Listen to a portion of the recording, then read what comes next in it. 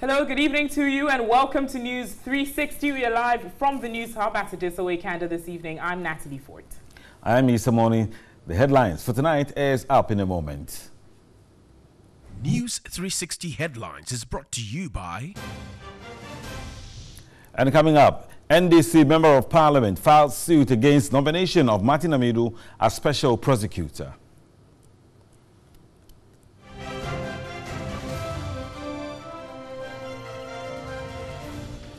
Also ahead this evening, President Akufo-Addo assesses and evaluates his ministers.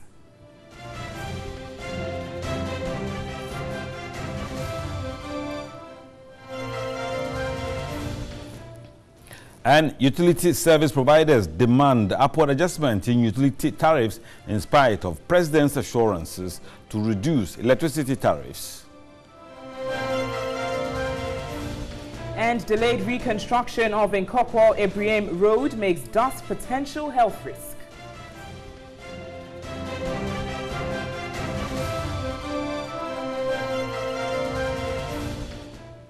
And in international news, leaders of South Africa's governing ANC party meet to declare the future of President Jacob Zuma.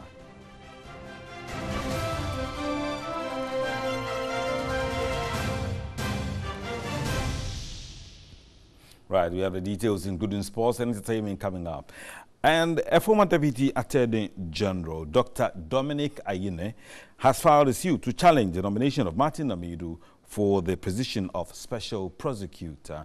Now, Dr. Ayine, the National Democratic Congress Member of Parliament for Bolgatanga East, is praying the Supreme Court to halt the appointment because 66-year-old Mr. Amidu is gone past the retirement age for public office holders. This action comes barely 24 hours to the vetting of Martin Amidu by the Appointment Committee of Parliament. Dr. Ayine is seeking 7 reliefs, among them a declaration that by a true and proper interpretation of Articles 190-190-1, subsection D, and 199, Section 1 and 199(4) and 295 of the 1992 Constitution, the retirement age of all holders of public office created pursuant to Article 1901, Section D, is 60 years, anyhow, not beyond 65 years. And B, a declaration that by a true and proper interpretation of Articles 1901D and 1991 and 1994 of the 1992 Constitution, no person above the age of 65 years is eligible for employment in any public office created under Article 1901, Section D.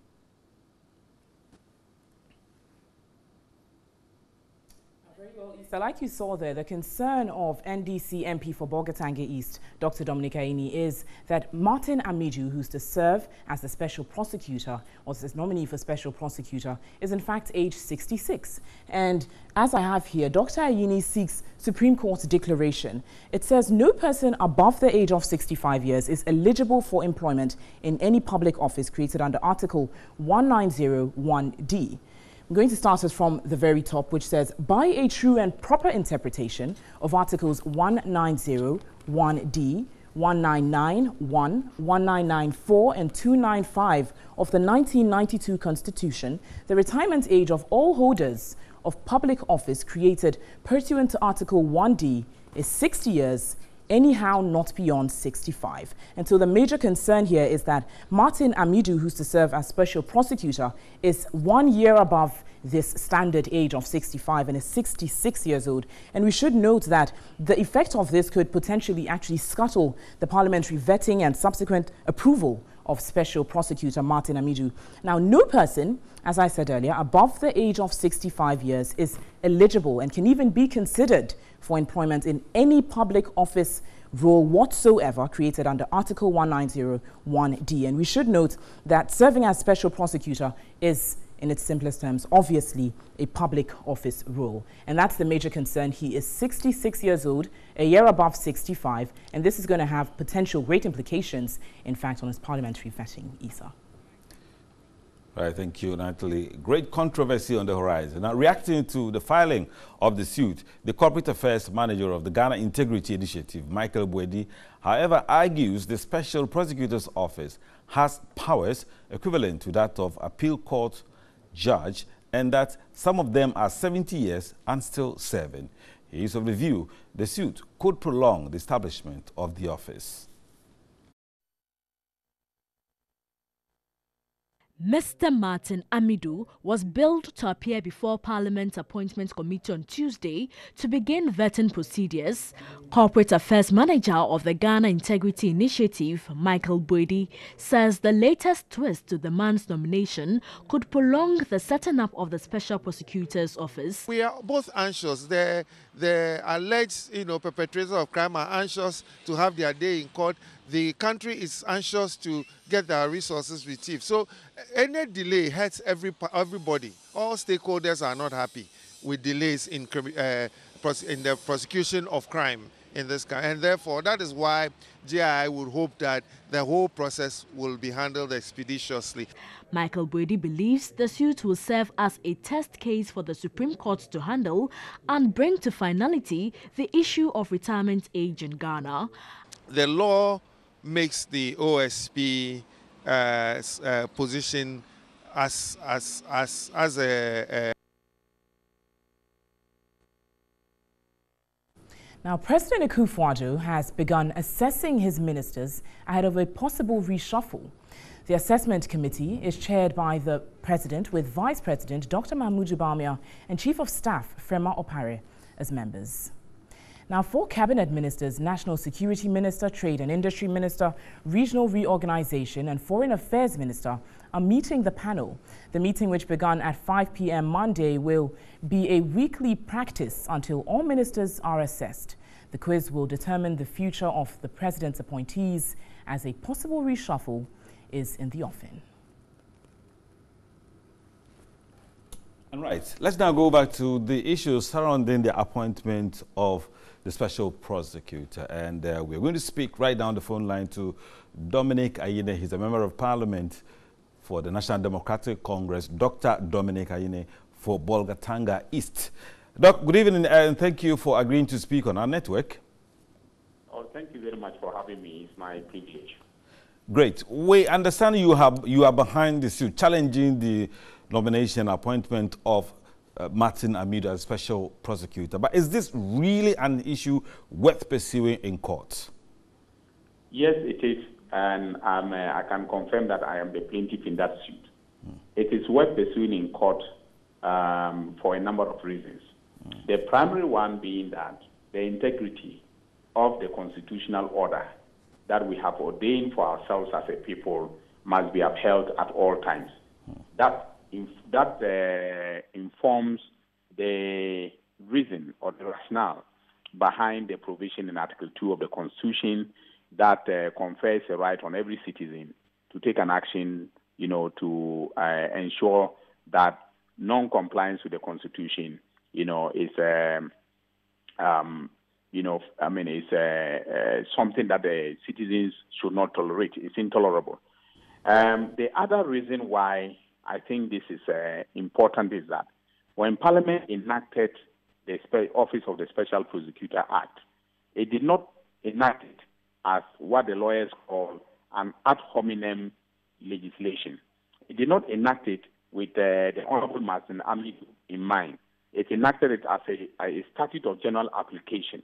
And therefore, when an appointment is made, that appointment must conform to the letter and spirit of the statute. And I think that in this particular case, the appointment does not conform to the letter and spirit of the statute. That is why I have decided that it is the Supreme Court that can make a definitive, pronouncement on the constitutionality and legality of the appointment of Martin Amidu, given the fact that he has attained the age of retirement, the compulsory retirement age of 60, and then he's also above the 65 years, that is the age at which you can get an extension on a contract for a public office. So I think it is a very important issue worth bringing to court, for these two reasons.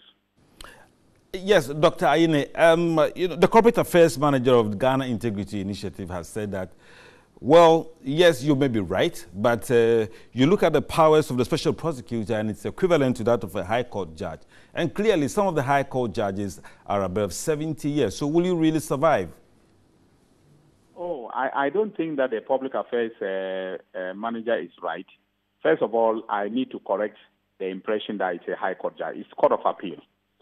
Section 13 of the Act, specifically Section 13(3), makes the special prosecutor the equivalent of a Court of Appeal judge. And says that the special prosecutor is entitled to the terms and conditions of service of a justice of the Court of Appeal. However, it makes an exception in that the special prosecutor, unlike a Court of Appeal judge, is entitled to a non-renewable term of 7 years. And the Hansard, capturing the debates of Parliament when the bill was being, passed, made it very, very clear that this mandatory, statutory term of 7 years was given with an anticipation that the special prosecutor will always survive, the president that appointed him. So let's even take it that they are right in saying that he's the equivalent of a Court of Appeal judge. That means that he would have retired at 70. But if you give him a mandatory statutory period of appointment of 7 years, then it means that he will be retiring at 73, not 70, as Court of Appeal judges usually do. In fact, even the Chief Justice of the Republic doesn't retire at 73. So I don't think that anybody is right in saying that by reason only of that equivalence, he's entitled to retire at 73 years of age. So, Dr. Ayine, you are a member of the NDC, you can't hide that. You're a member of Parliament for Bolgatanga East, and people are saying that the reason why you are taking this issue to court is because you are afraid, and you are speaking on behalf of the NDC, that a lot of you are definitely going to be in trouble if Martin Amidu is allowed to be the special prosecutor. What are you afraid of? I mean, seriously speaking, I don't know why everybody thinks that he is being appointed with a view to prosecuting the NDC as a corrupt entity. I mean, this is sickening.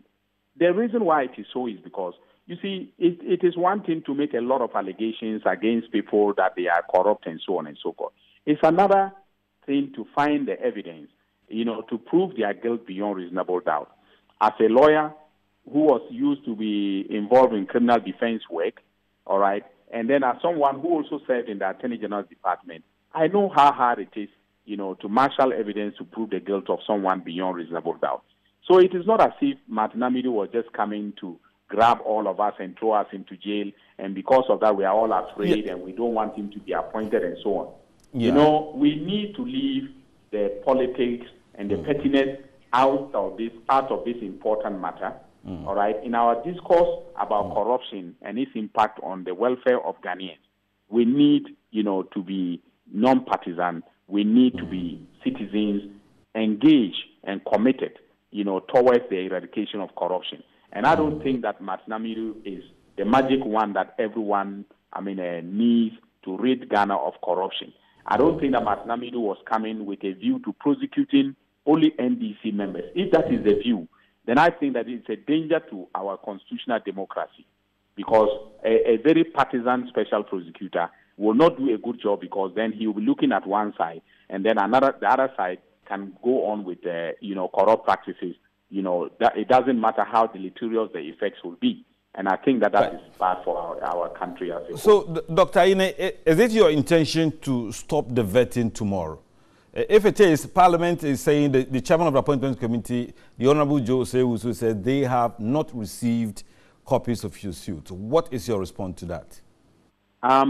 First of all, I think that, the Speaker of Parliament and the leadership of Parliament, if notified of this suit, have to abide by the principle of law that you don't take an action which undermines or preempts the outcome of a suit that is pending before a court of competent jurisdiction.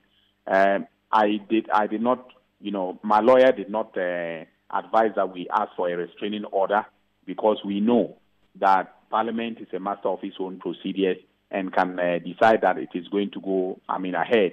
I don't think that it will even be proper for us to be dealing with the Speaker and thinking that we want to commit the Speaker for contempt of court. The Speaker is the second most or the third most powerful person in this country. We respect his office, and we cannot pretend that we want to restrain him. Right. However, yes, we expect the leadership to think about the fact that if they go ahead with the hearing, it is more likely that they will be preempting the outcome of the suit.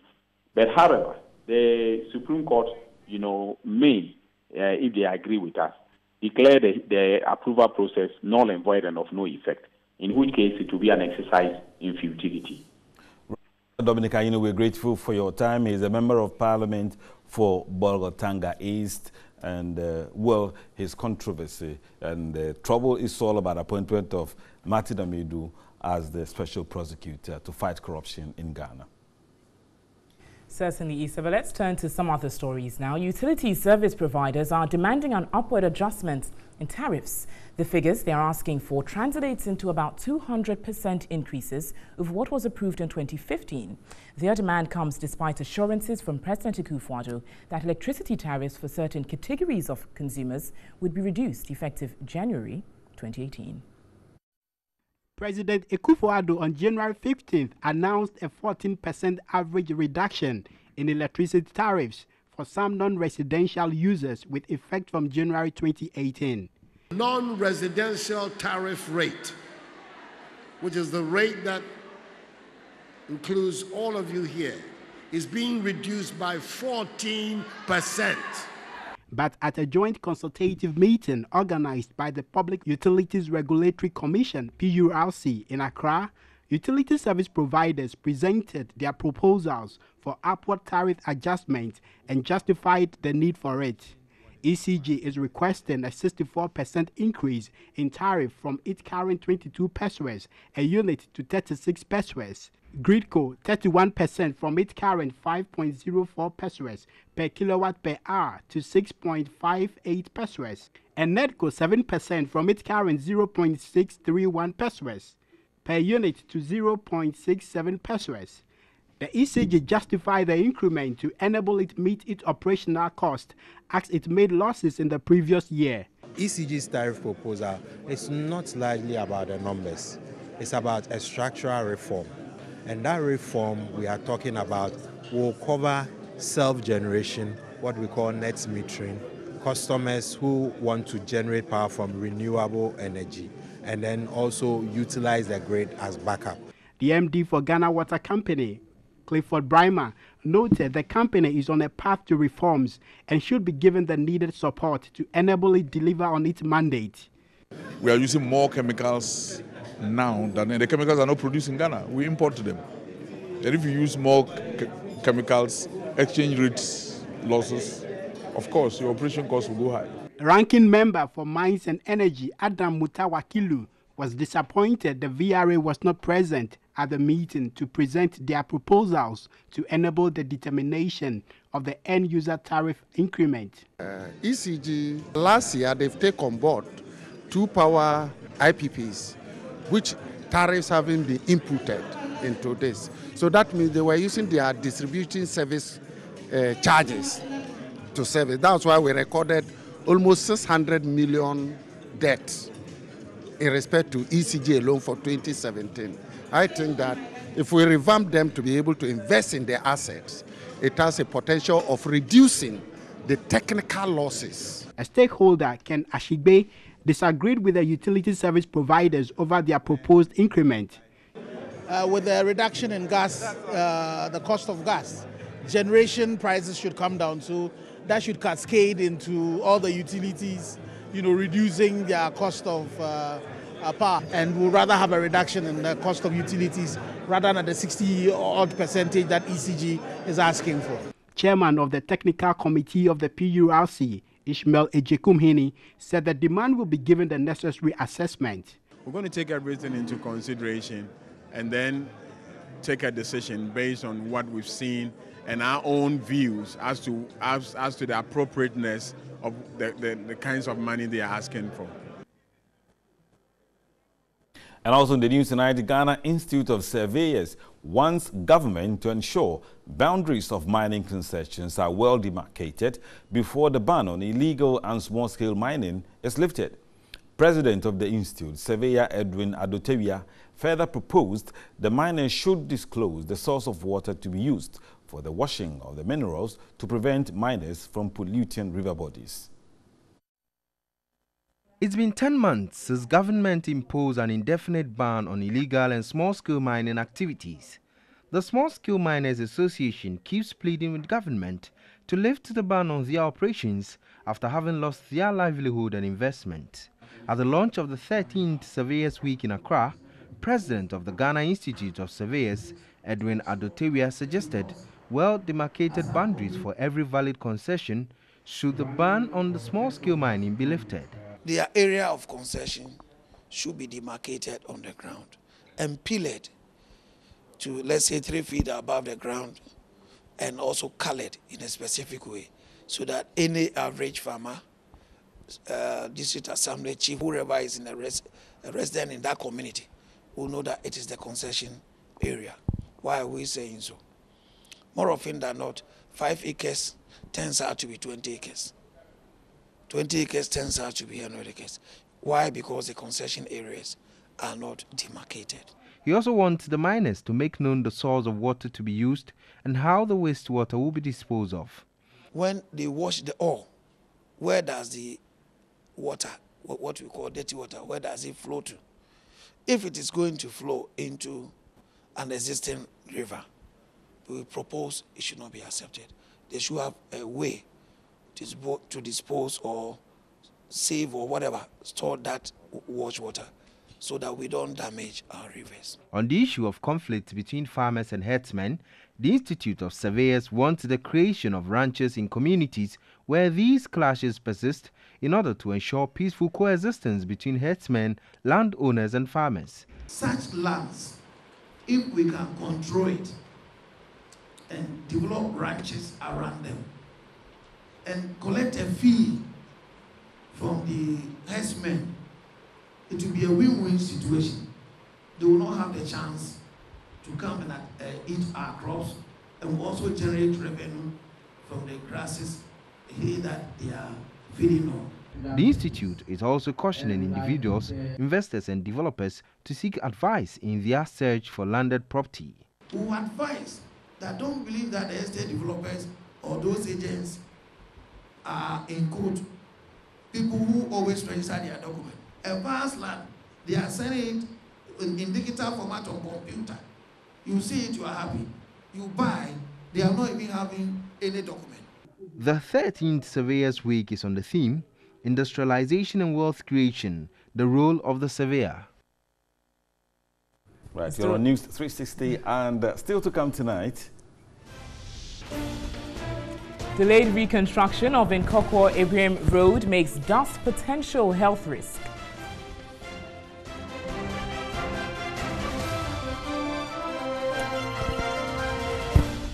When we go international, leaders of South Africa's governing ANC party meet to decide the future of President Jacob Zuma.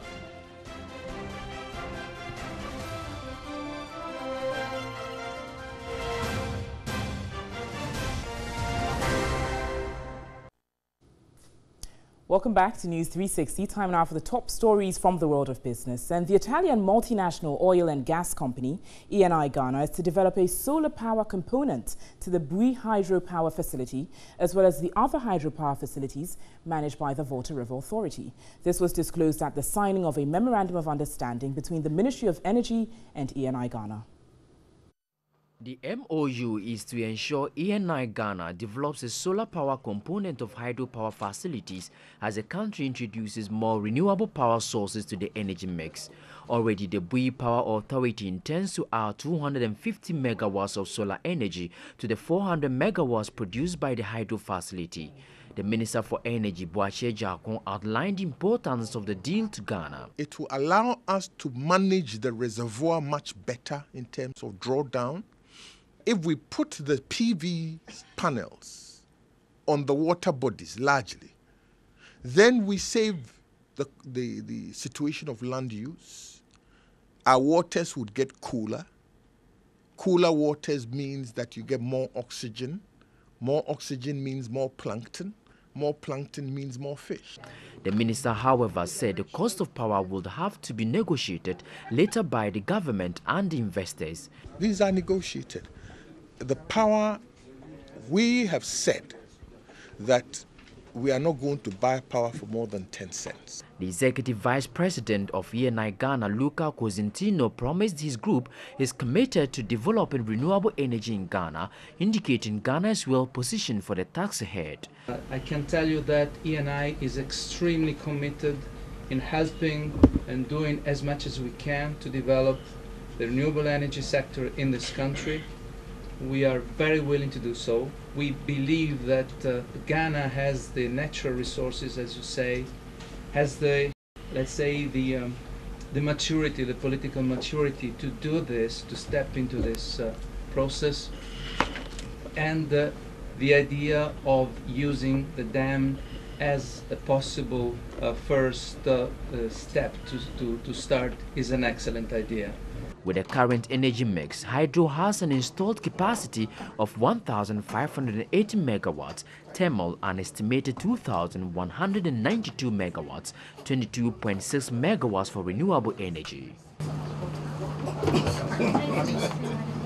In some other business news this evening, government through the Procurement Ministry is to roll out a policy that will charge all agencies to give 30% quota of all projects to women. Part of the 30% quota is to be earmarked for persons with disability and the youth in various sectors of the economy. The minister in charge of procurement, Adwoa Safo, disclosed this on the sidelines of a stakeholder meeting organized in Accra to solicit views on the policy. The meeting was to solicit views on how the procurement policy would be effective. The Office of the Public Procurement is here to identify beneficiaries and also fashion out measures to monitor the businesses of those who will receive funds from government. Anytime there's reform or a change in the status quo, we'll get the usual big contractors. Why are you reserving this for them? Why are you doing that? But it is time that we do it, because that is how the world is going. Sustainable public procurement. How do we make it sustainable and inclusive? Every citizen of this country must be made to be part of the prosperity and the sharing of wealth. The sector minister also stated that all government agencies will be compelled under the policy to provide the 30% quota for the women. She insisted that those who will flout financial regulations would be dealt with. 80% of those findings, I can tell you on authority, are procurement offenses. So these are the things, the basis, because you can't just get up and go chasing people. And that is not the intention of the president. You must have proof, sustainable evidence, and the proof in this case is a criminal offense. Senior Minister Yosafu Mafo implored the Procurement Ministry to within 6 months conclude all arrangements to secure government funds to roll out the project. If we are able to implement this for all the institutions in which the government has financial interest, and we are going to give 30% of the 70 reserved for these three groups, I'm telling you, there will be a leap for these three groups. A policy document focused on offering 30% quota on projects to women, youth and people with disability is expected to be presented before Cabinet for perusal. Now, leading technology company Samsung has announced its latest addition to the Galaxy A series. The release of the 2018 Galaxy A8 Plus onto the Ghanaian market is intended to give customers the convenience and flexibility that technology brings. The Galaxy A8 Plus features a dual-front camera, a large infinity display and stunning ergonomic design that draws on Samsung flagship design heritage and experience, offering IP68 water and dust resistance. For the Galaxy A8 Plus 2018 can withstand sweat, rain, sand and dust, making it suitable for nearly any activity or situation. The Galaxy A8 Plus 2018 supports micro SD cards that help in expanding the storage capacity by as much as 400 gigabytes. Retail and Marketing Manager of Samsung Mobile Ghana, Tete Akono, is convinced the latest addition would serve the needs of customers. 6-inch Super AMOLED screen. If you need to get things done, it's really simple. I mean, you can when you get your emails, you can split the screen in two and do two different things at the same time. So it has all these features inbuilt as well. He assured customers of the introduction of relevant devices that meet the demands of the modern-day lifestyle. Each series is unique. Our flagships will still remain the S series. The 8, this is the first time the A has as many features as close to S as possible. So it's really a magnificent device, and the price is quite affordable as well. The phone is available in all Samsung mobile outlets. And that's how we wrap up the business news on News 360 this evening. There's more business news. Just visit our website, 3news.com. Back to you, Isa. Thank you, Natalie. And road users have to contend with the dusty and bumpy Nkoko Ebrim Road. Even Newquay reports reconstruction work has unduly delayed. It has been a while since we used the Nkoko Ebrim Road, linking the Kwewu West and the Birim North districts of the Eastern region. Our visit to the St. Michael's Senior High School at Equiase on a mission project took us through that route. Midway through our journey from Nkoko, we realized the women we were traveling with had scarves on. It dawned on us there was an unbearable situation ahead, and it really was. A dusty road affecting drivers' visibility, with some sections having developed potholes. With no scarf, I had to improvise till we got to our destination. The women expressed their frustration, plying the road daily to receive healthcare and cart farm produce to market centers. Secondary school, preparatory school, schools along this road, but when it rains, the children cannot go to school. The government needs to intervene. Last time, we used to private car. In Futuro, I walk on this in Kayenya accidents pass and send a cast network or brain to My husband and I were nearly involved in an accident because of the dust. Visibility is poor and drivers cannot see. Commercial drivers who ply the road were worried the project had unduly delayed.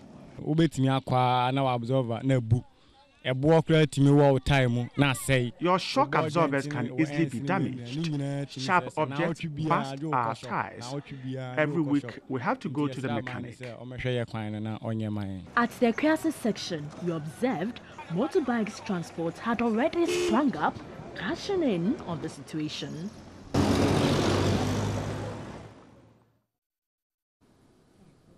Right, let's do some more stories tonight. And the New Patriotic Party has warned individuals or groups within the party to stay away from buying the constituency elections forms in bulk. At the launch of the Constituency Delegates Conference in Accra, the General Secretary, John Bwedu, said such actions would not be countenanced since previous incidents have caused some challenges to the party and is still battling with it. The National Steering Committee of the New Patriotic Party has considered and approved rules and regulations for the conduct of the constituency primary schedule from February 21 to 24. Per the regulations, the Constituency Elections Committee to conduct the elections at the scheduled date will be constituted. Only prospective aspirants are entitled to purchase application forms from the Constituency Elections Committee. All that we are saying is that we don't want a situation where one person will come and buy all the forms and decide to be the one distributing to prospective applicants. If you want to contest election, you yourself go to the Constituency Election Committee and purchase one form, and your name will be indicated against your name and the position you want to contest for. Applicants will have to pay to the chairperson of the Constituency Elections Committee a non-refundable nomination fee of 200 cedis for chairperson position and 100 for other positions. The party ended its polling station and electoral area elections in January 29, with some areas experiencing some controversies. 7 constituencies still have issues, including lawsuits, which the General Secretary stressed are being addressed. Our legal team led by Nana Obribwine, my Deputy General Secretary, is competently handling these issues and making significant strides at resolving them. The party has therefore directed each of the 10 regional executive committees to organize an expanded regional executive meeting comprising all the constituency executives. You're still live here on News 360. We've got some sports news for you coming up in a few moments' time. Stay with us.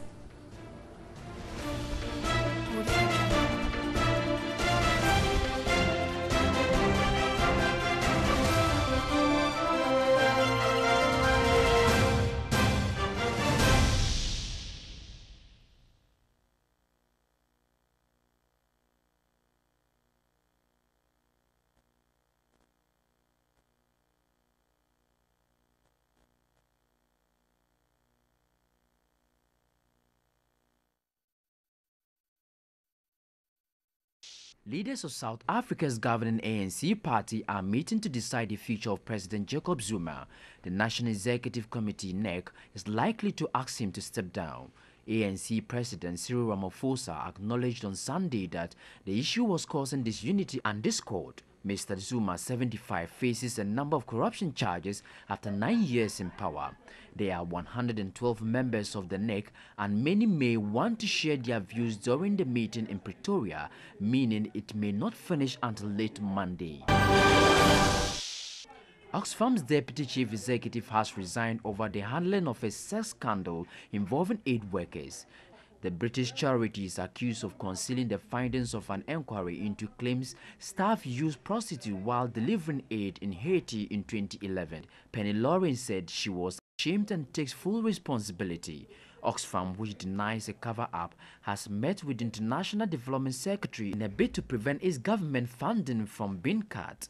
Mark Goldring, chief executive of Oxfam GB, thanked Ms. Lawrence for her service and said he deeply respected her decision to accept personal responsibility. Hundreds of Russian investigators are searching snow-covered fields near Moscow where a passenger jet crashed, killing all 71 people on board. The 65 passengers and 6 crew died when the Saratov Airlines jet went down minutes after takeoff from Moscow's Domodedovo airport on Sunday. Bad weather, human error, or technical failure are seen as possible causes. Officials do not see terrorism as a likely cause. According to Russia's investigative committee, when the plane crashed, it was intact, there was no fire, and the explosion happened on impact. For more international news, visit our website, 3news.com. We've got entertainment news for you coming up shortly. Stay with us.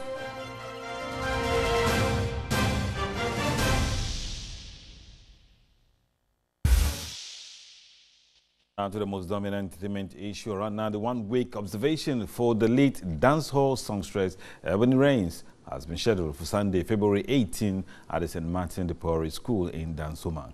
Tourism, Culture and Creative Arts Minister Catherine Afiku has assured of her ministry's readiness to help give the late singer a befitting burial. Usu Rai has more.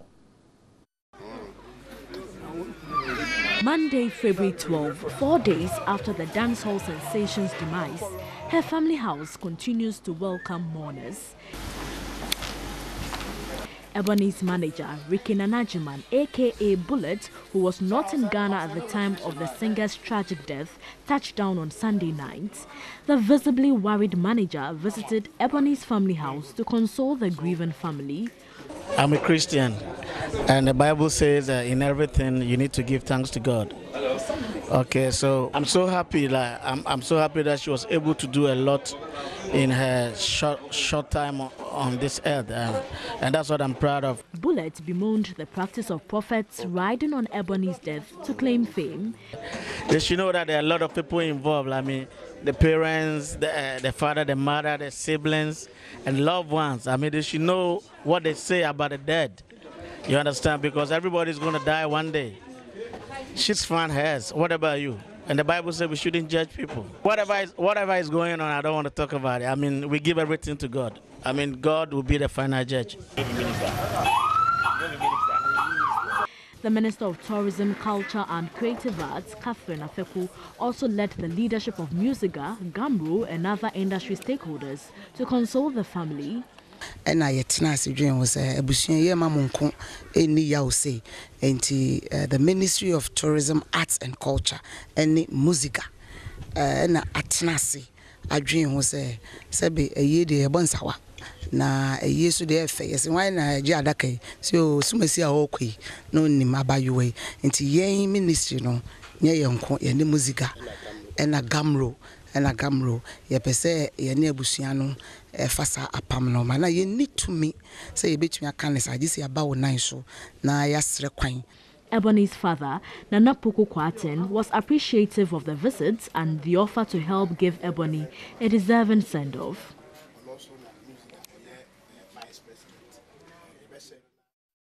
Well, may her soul rest in perfect peace. On to other entertainment stories. Popular musician Shatta Wale is extremely angry at pastors who prophesied that he will die before December. In a Facebook Live video, the hitmaker cautioned he, together with his militants, will burn the churches of the false prophets if he is still alive by December. Owusu reports.